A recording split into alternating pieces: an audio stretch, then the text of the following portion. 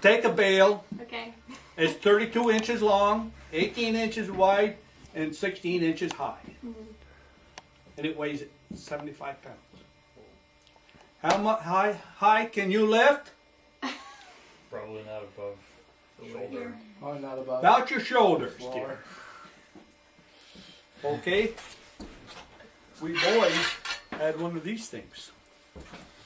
Same thing. Went in the center of that bale. You put it here.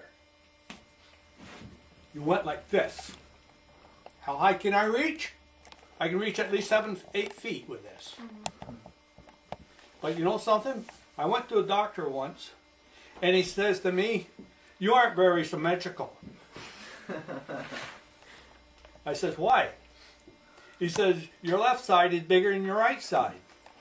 Well, I says, "Doc, that has a good reason." There were many hundreds of pounds of hay put over my shoulder. Then, about my brothers all left by, I think it was 1954. No, 57 they all left. My sisters were gone. So it was just myself and my father. And he says to me one day, "How are we going to get that hay top of the barn?" I said, "You know, they make the thing called an elevator." "Well, how are you going to get one of those big elevators with wheels up in here?" I says, "You aren't. What we do, we go buy one of those new little things. They were 35 feet. Okay, you could step them up quite a ways. And that chain and the motor took that hay up top. But there was still somebody had to be up there in that hay mill. And that was me. Okay, my father didn't like to press the hay too hard. In the old days, if you had some hay out and you needed to get it in, your neighbor would come and help you get it in if you knew you were in trouble. But today, I don't think it works out that way. I ground a lot of grain for our neighbors. We were the only one with a hammer mill. So it'd be probably, we'd go down Lamont, Chittenden, Henry Wortham. We all had we planted grain, and we worked together as farm families too. It wasn't just this place. We planted 40 acres of grain.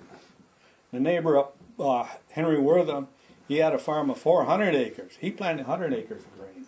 Now you take and pick my father go reap that. He had 14 men working for him up on that 400 acres. Between them and all of us kids on a Saturday, we'd take and reap and stoop 100 acres of grain. That's a lot of bending and picking. Close by, it was just Wortham's up above here. There was a farm, 2 farms, Nolan's on Spear Street. There was a farm down a little bit lower where it comes out, where Kelly's are now. I forgot what their name is. Then there was the Briar Farm. And it was Kelly, to tell you the truth about it. It was old Jim Kelly. And Sutton boys down below here. And it was quite a few. When we started doing work, is how we made our money. Our neighbor just up right across the road here, he fell once and broke his leg, and we helped him for about a week or 2 before he could get somebody to come in and help him. And oh yeah, they were good neighbors, and they would help each other out. And if we've had a few fires where the guy's barn is burned down. Well, this guy would take 10 cows, the other guy would take 20, until he could build his barn back up, and then he'd take his cows back. Yeah, they'd really work each other, help each other out. Right, we knew all the farmers. Oh yeah, they helped each other out. If you broke down, the guy would come and give you a hand. They were pretty close neighbors. Yeah, they would. If you were in trouble, they'd help you out. And would you say that's changed today? Yeah, I think it's changed. Yeah, I don't think, they don't help.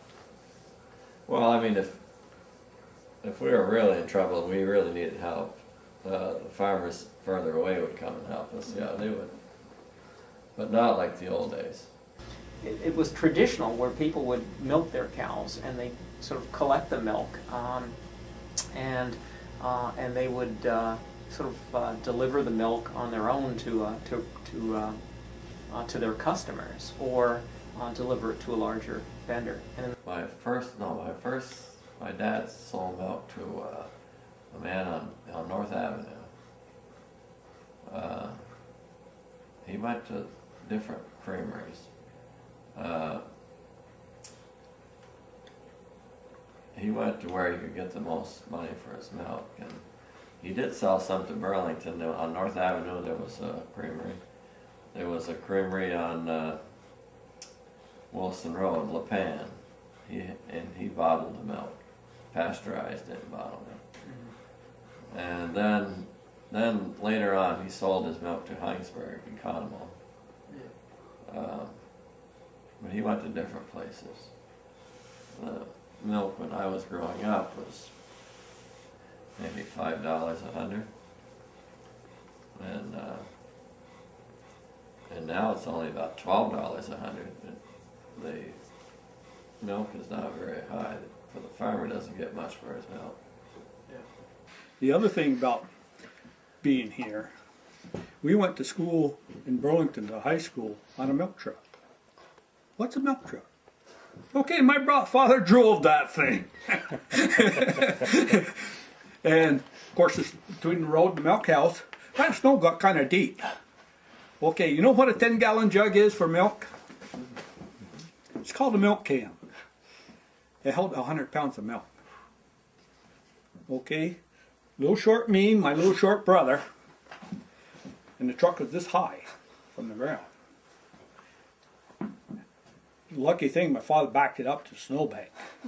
So, and by the road, the snow got kind of packed down so you could stand there and put it on the truck.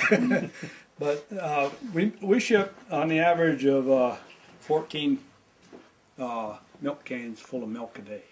Wow. 7 at night, 7 in the morning. So 1,400 gallons a day. Yeah.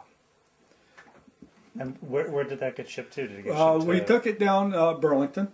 We've always we're in the Burlington market.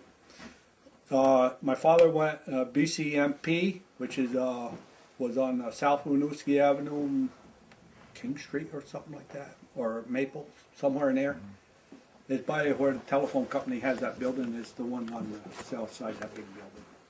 That would be BCMP. Then for some reason he quit there. He wanted to get back into the Burlington market. So we went to Paul Pratt, which is on Lakefield Terrace. And we went there from around 1950 to, I think it was 1965, because we were still shipping milk. And we had a water cooler that we put our night milk in.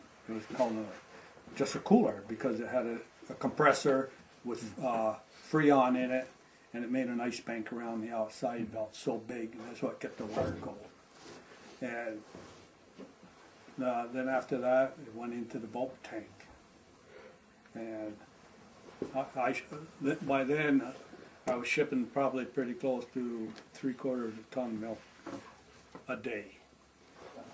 That tank was a 300-gallon tank, and it'd be full.